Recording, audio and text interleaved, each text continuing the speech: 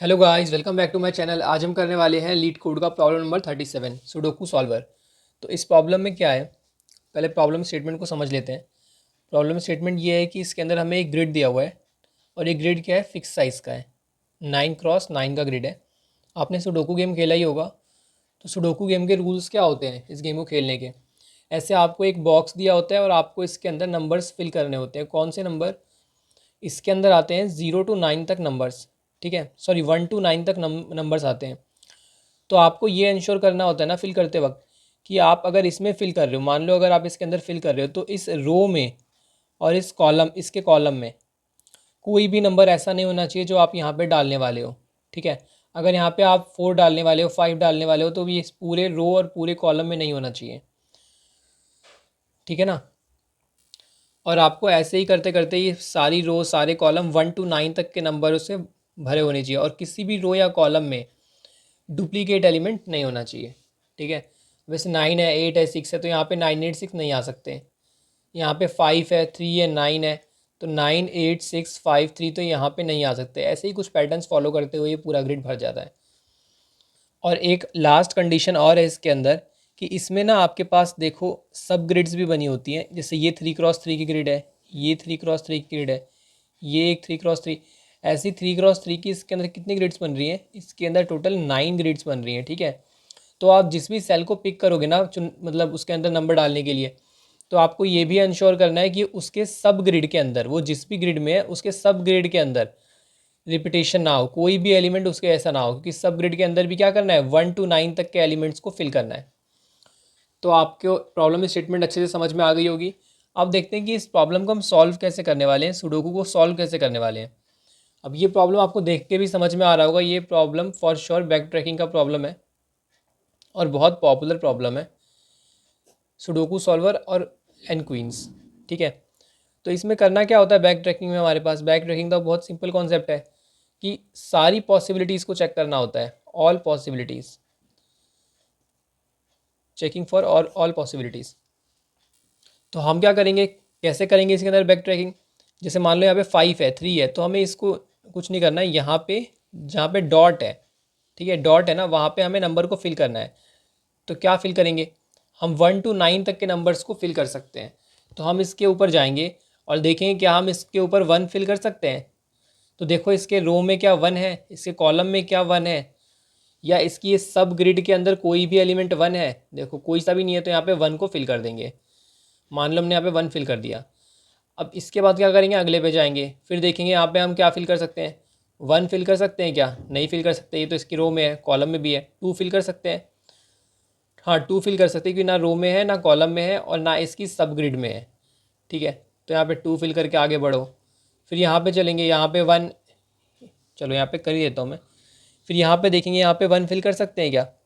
यहाँ पे 1 नहीं कर सकते, 2 नहीं कर सकते। ठीक है, और 3 इसके अंदर आ गया, नहीं कर सकते। 4 कर सकते हैं, हाँ 4 कर, तो 4 करके आगे बढ़ेंगे। ऐसे ही करते रहना है हमें। ठीक है, 1 2 इसके अंदर 1 नहीं कर सकते, 2 नहीं कर सकते, 3 नहीं कर सकते, 3 कर सकते हैं, 3 इसके अंदर फिल कर देंगे। 3 नहीं कर सकते, 3 यहाँ पे रो में है। ठीक है, और 4 नहीं कर सकते, 5 कर सकते हैं क्या? 5 भी नहीं कर सकते, 6 कर सकते हैं, 6 भी नहीं कर सकते, 6 के अंदर है। 7 कर सकते हैं, 7 यहाँ पे है। 8 का बताओ, 8 8 8 कर सकते हैं। ठीक है, तो 8 यहाँ पे आ जाएगा। अब इसमें देखो, इसमें 1 2 तो फिल नहीं कर सकते। 3 फिल कर सकते हैं क्या? 3 भी नहीं कर सकते। 1 2 3 4 5 तो फिल नहीं कर सकते। और 6 यहाँ पे है, 7 यहाँ पे है, 8 यहाँ पे है, तो 9 फिल कर सकते हैं। तो इसमें मान लो मैंने 9 फिल कर दिया। अब यहाँ पे आ गए, इसमें 1 नहीं फिल कर सकते, 2 नहीं कर सकते, 3 नहीं कर सकते, 4 नहीं, 5 नहीं, और 6 कर सकते हैं क्या? 6 नहीं कर सकते, 6 इसकी कॉलम में है। और 7 का बताओ, 7 ये रहा, फिर 8 ये रहा, 9 ये रहा।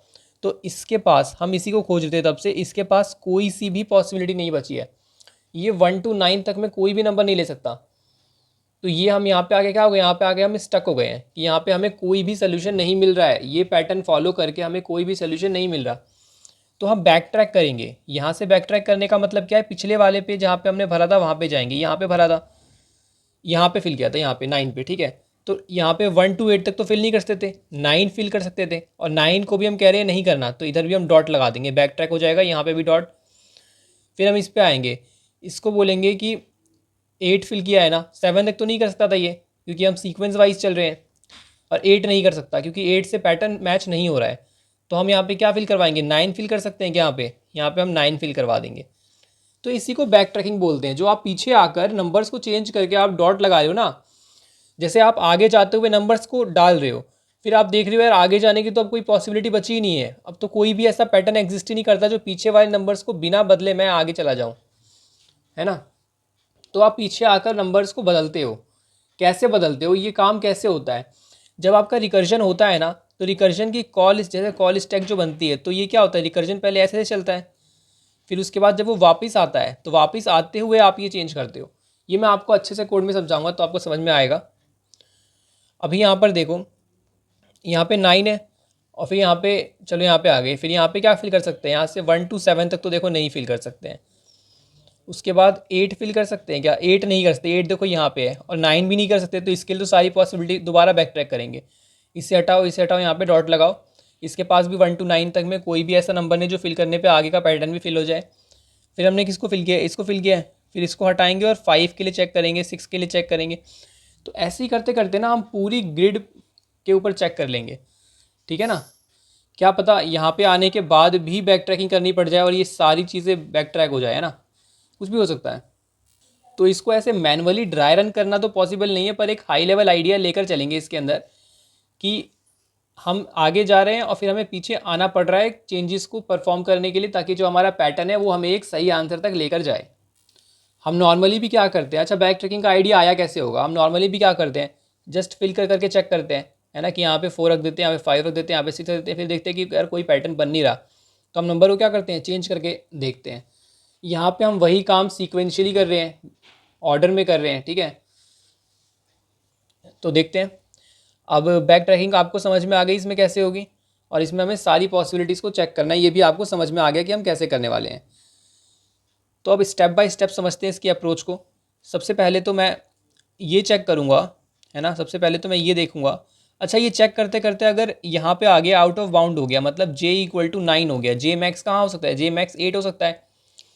अगर j 9 हो गया तो मुझे क्या करना है, j 9 हो चुका है तो मतलब मेरा जो ग्रिड है, मैं ग्रिड के एंड तक पहुँच चुका हूँ। तो मुझे इसके बाद क्या चाहिए, मुझे इसके बाद नेक्स्ट रो में आना है। तो मैं i+1 पे जाऊँगा और किधर जाना है, 0th कॉलम से वापस स्टार्ट करना है, ठीक है, ये आपको समझ में आता है। और अगर i इक्वल टू 9 हो गया तो क्या करना है, i इक्वल टू 9 होने का तो मतलब ही यही है कि हम यहाँ को भी, इसको भी पार कर चुके हैं, क्योंकि ये 8th रो है, i इक्वल टू 8 यहाँ पे है।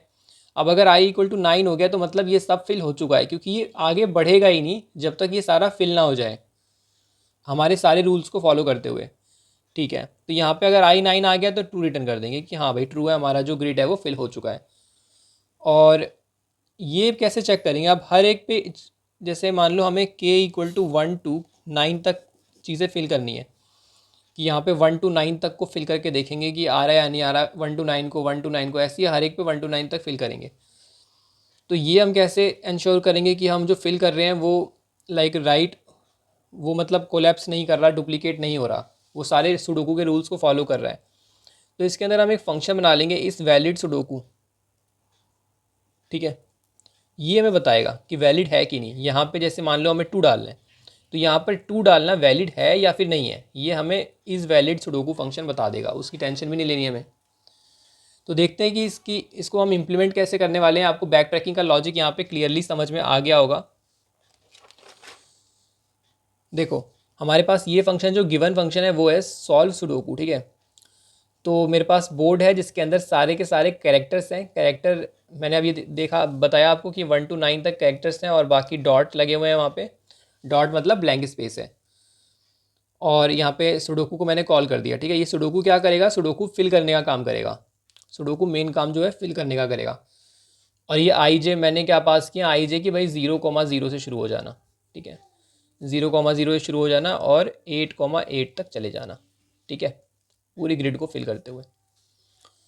अब आई इक्वल टू अगर बोर्ड डॉट लेंथ हो जाता है, आई अगर इसके बराबर है, तो मैंने बताया आपको कि आई अगर चलते चलते चलते चलते सबसे नीचे आ जाता है और लेंथ के इक्वल हो जाता है, मतलब आउट ऑफ बाउंड हो जाता है, तो सारी ग्रिड फिल हो चुकी है, तो ट्रू रिटर्न कर देंगे। और अगर जे बोर्ड के लेंथ के इक्वल हो जाता है तो मतलब हमारा जो, हम ग्रिड के एंड में पहुंच चुके हैं, कॉलम के एंड में ना, तो हम क्या करेंगे, नेक्स्ट रो पे जाएंगे, तो नेक्स्ट रो पे गए और 0 कर दिया कॉलम को। बहुत सिंपल कोड है इसका। और ये क्या है, ये रिकर्जन परफॉर्म हो रहा है बस, कि अगर यहाँ पे चले गए तो अब रिटर्न कर दो सुडोकू बोर्ड i+1 0, है ना। और अगर यहाँ पे ब्लैंक नहीं है, ब्लैंक नहीं है तो क्या करना है, उसको स्किप करना है, उसको स्किप करके आगे बढ़ना है। तो रहेंगे तो उसी रो में, बस कॉलम अगला आ जाएगा, क्योंकि हम कैसे चल रहे हैं, ऐसे चल रहे हैं ग्रिड के अंदर, है ना। तो मान लो यहाँ पे कोई नंबर है ऑलरेडी फिल्ड, तो हम इसको क्या करेंगे, स्किप करके आगे बढ़ जाएंगे। अब ये जो है ये मेन काम कर रहा है आपका फिल करने का। तो ये k=1 से k=9 तक मैंने कैरेक्टर को चलाया, और इस वैलिड सुडोकू एक फंक्शन है जो मुझे बता देगा कि इस पोजीशन पर, इस i j पोजीशन पर ये कैरेक्टर जो है वो वैलिड है या फिर नहीं है। वैलिड होने का मतलब क्या है कि वो उसके किसी भी रो में ना आए, किसी भी कॉलम में ना आए, और साथ में उसकी जो सब ग्रिड बन रही है उसके अंदर भी कोई भी डुप्लीकेट ना हो उसकी तरह। ठीक है, ये 3 ही रूल्स हैं इसके। और अगर ये नहीं होता है ना, और अगर ये ट्रू होता है तो क्या करूँगा, तो मैं वहाँ पे के को डाल दूंगा। के यहाँ पे इंसर्शन हो चुकी है, डॉट के ऊपर मैंने ओवरराइट कर दिया है। और फिर उसके बाद क्या करूँगा, सुडोकू मतलब सुडोकू को कॉल कर दूंगा कि भाई अगले वाले के लिए देखो क्या है, फिर अगले वाले के लिए देखो क्या है, अगले वाले के लिए देखो क्या है। अब यही, ये जो है ये आगे बढ़ाने का काम कर रहा है ना, गेम को आगे बढ़ाने का काम कर रहा है। अब ये कहीं भी अगर फॉल्स हो के आए ना, देखो यहाँ पे ये फॉल्स भी हो सकता है। अगर कहीं भी ये फॉल्स हो के आता है, फॉल्स कब होगा, अच्छा फॉल्स कब होगा, आप ये सोचो, जब 1 to 9 तक का ये पूरा लूप रन हो जाएगा और यहाँ पर इस वैलिड सुडोकू कभी ट्रू होगा ही नहीं, तो इस इफ़ के अंदर कभी बात जाएगी ही नहीं, और कोई भी रिकर्जन वापस कॉल नहीं होगा, तो सिंपली यहाँ से फॉल्स रिटर्न हो जाएगा। और यहाँ से फॉल्स रिटर्न होने का मतलब है कि ये जो है अब फॉल्स हो चुका है, यहाँ पे आगे अब पॉसिबल नहीं है 1 to 9 तक में किसी भी कैरेक्टर को उसमें इंसर्ट कर देना। तो हम क्या करेंगे, हम बैक ट्रैक करेंगे। इसके बाद जो हमारा यहाँ से फॉल्स रिटर्न होगा वो अगली पिछली कॉल स्टैक में चला जाएगा, और यहाँ पर बोर्ड i j को मैं वापस से डॉट कर दूंगा। ठीक है, रिकर्जन के जस्ट बाद लिखने वाले स्टेप को हम क्या बोलते हैं, बैक ट्रैकिंग वाला स्टेप। ये परफॉर्म होता है जब आपका रिकर्जन कॉल स्टैक से वापस आता है अपने ऑपरेशंस को परफॉर्म करके, तो ये बैक ट्रैकिंग वाला स्टेप परफॉर्म होता है। तो बैक ट्रैकिंग में हमने कुछ नहीं किया, जो हमने नंबर डाला था हमें पता चल गया यार ये नंबर जो है वो गलत है, इससे आगे का पैटर्न नहीं मैच हो पाएगा, तो हम सिंपली इसको डॉट कर देंगे वापस से जो ये था, और फिर अगले को ट्राई करेंगे। मान लो k=2 के लिए हमने इसमें फिल कर दिया, और फिर उसको उसके बाद इसको कॉल कर दिया। अब अगर ये नहीं हो पाया, ये फॉल्स हो गया, तो हम क्या करेंगे, हम इसके अंदर दोबारा डॉट फिल करेंगे, और k=3 को हम यहाँ पे चेक करेंगे, फिर k=4 को, k=5 को। जब भी इस वैलिड सुडोकू ट्रू हो जाएगा तो हम उसके अंदर ये डाल देंगे और ये चेक करेंगे। और जैसे ही ये चेक होगा, अच्छा ये रिटर्न ट्रू कब होगा, जब हमारे सारे ग्रिड ऐसे फिल होते चले जाएंगे, तो ये भी कॉल स्टैक में ट्रू रिटर्न होता चला जाएगा। ठीक है, और इन सबके ट्रू रिटर्न हो जाने का मतलब क्या है कि आपकी जो ग्रिड है वो कम्प्लीटली फिल हो चुकी है। अब मैं आपको समझा देता हूँ कि ये इस वैलिड सुडोकू फंक्शन क्या है। आपको ये स्टेप्स की इतनी टेंशन नहीं लेनी, क्योंकि बैक ट्रैकिंग अगर आपने पढ़ा होगा तो ये सारे स्टेप्स सेम ही होते हैं ऐसे प्रॉब्लम से। एन क्वीन प्रॉब्लम में भी ये स्टेप्स सेम ही थे हमारे पास। तो अब बताता हूँ आपको इस वैलिड सुडोकू कैसे काम कर रहा है। इस वैलिड सुडोकू में कोई भी क्रिटिकल चीज़ नहीं है, बस आपको एक ही चीज़ समझ में आनी चाहिए कि ये सब ग्रिड को कैसे फॉलो कर रहे हैं। ठीक है, यहाँ पे p मैंने एक लूप में लगाया है इसको। ठीक है, मैं बताता हूँ कैसे हो रहा है ये।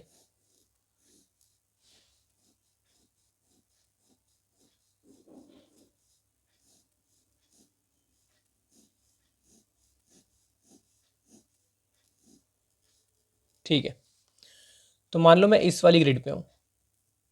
ठीक है, कोई भी रैंडम ग्रिड लेते हैं, 0 1 2 3 4 5 6 7 8, 0 1 2 3 4 5 6 7 8। तो ये ग्रिड कौन सी है, ये ग्रिड है 3,4।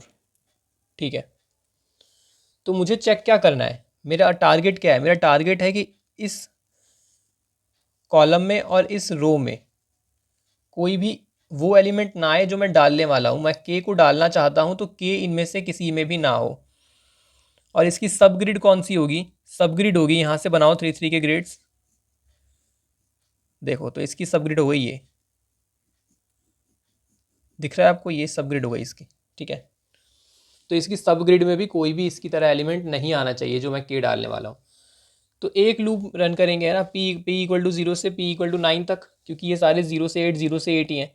तो मैंने पहले i को फिक्स रखा है, ठीक है, आई को मैंने कहा यार 3 है तो 3 ही रहने दो, और यहाँ पे 0 to 8 तक वैल्यूज़ बदलेंगी, तो ये सारे मेरे किसको एक्सेस कर लेगा, सारे कॉलम्स को एक्सेस कर लेगा, इसको मतलब पूरे रो को एक्सेस कर लेगा, है ना। रो को फिक्स कर दिया ना यहाँ पे 3,0 3,1 3,2 3,3 3,4 3,5 ऐसे करके चलेगा। और यहाँ पर मैंने कॉलम को फिक्स कर दिया 0,0,4 0,1,4 2,4 3,4 4,4 है ना, ऐसे करके।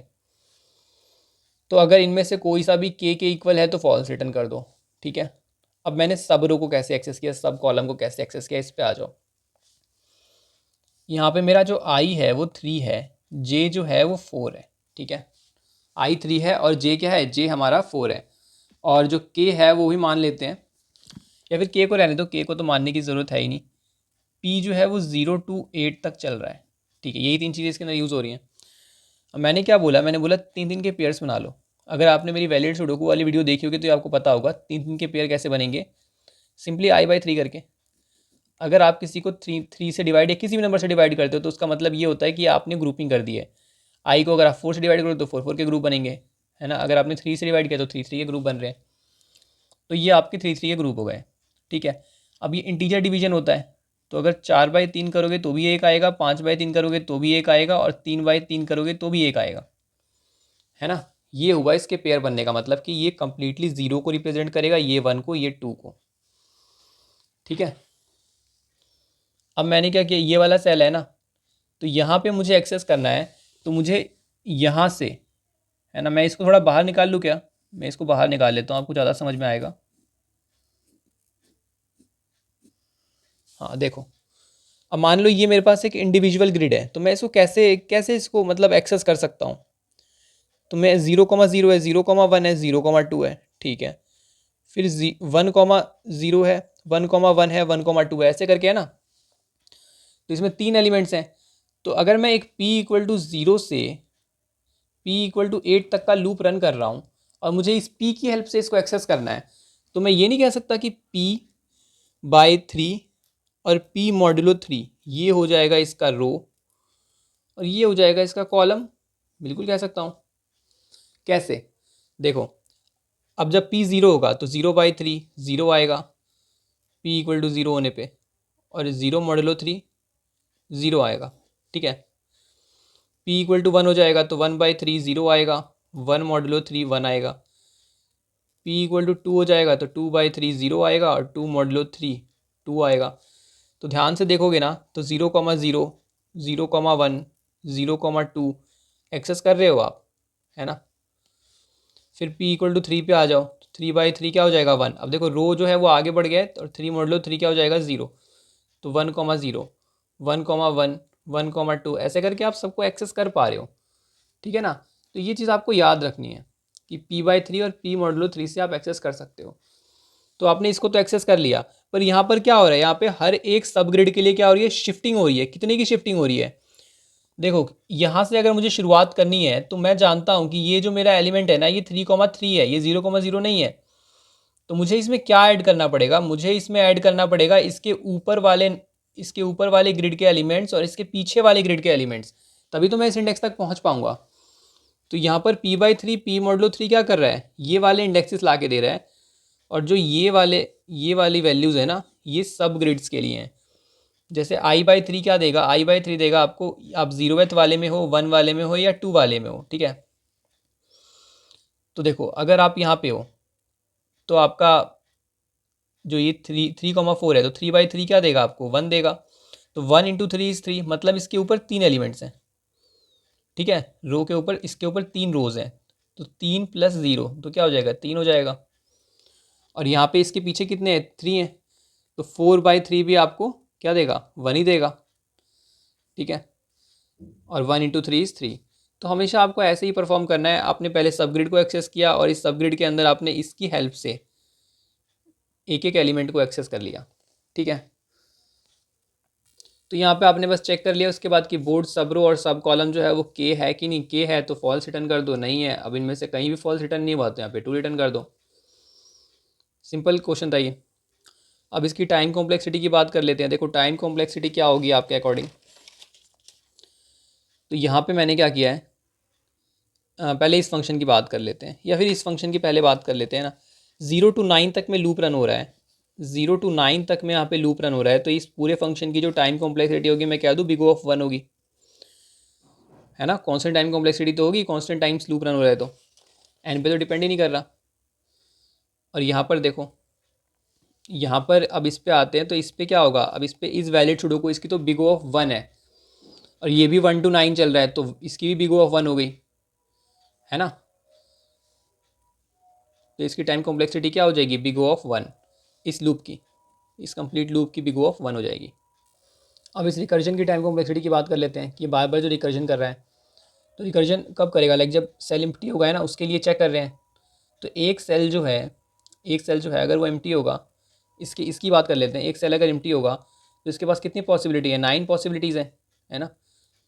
तो ये 9 बार क्या कर सकता है, 9 चीज़ों को फिल कर सकता है। अब एट मैक्स कितने एम्प्टी सेल हो सकते हैं, जितने उसके अंदर सेल हैं, वैसे ये पॉसिबल नहीं है पर थ्योरेटिकली तो 9 × 9 है तो 81, तो 9 की पावर 81 हो जाएगी इसकी टाइम कॉम्प्लेक्सिटी, ठीक है। मतलब आप इसको भी अब आप कांस्टेंट मानना चाहो तो कांस्टेंट मान लो, है ना, पर वर्स्ट केस में तो इतनी होगी, इससे ज़्यादा नहीं होगी।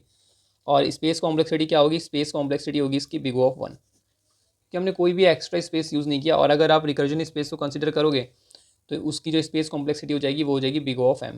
m क्या है यहाँ पे, m यहाँ पे है नंबर ऑफ एम्प्टी सेल्स, ठीक है, मतलब जितने आपके पास खाली सेल हैं, जितने आपके पास डॉटेड सेल्स हैं। तो गाइज़ ये थी आज की वीडियो। अगर आपको वीडियो हेल्पफुल लगी हो तो वीडियो को लाइक कर दो और चैनल को सब्सक्राइब कर दो।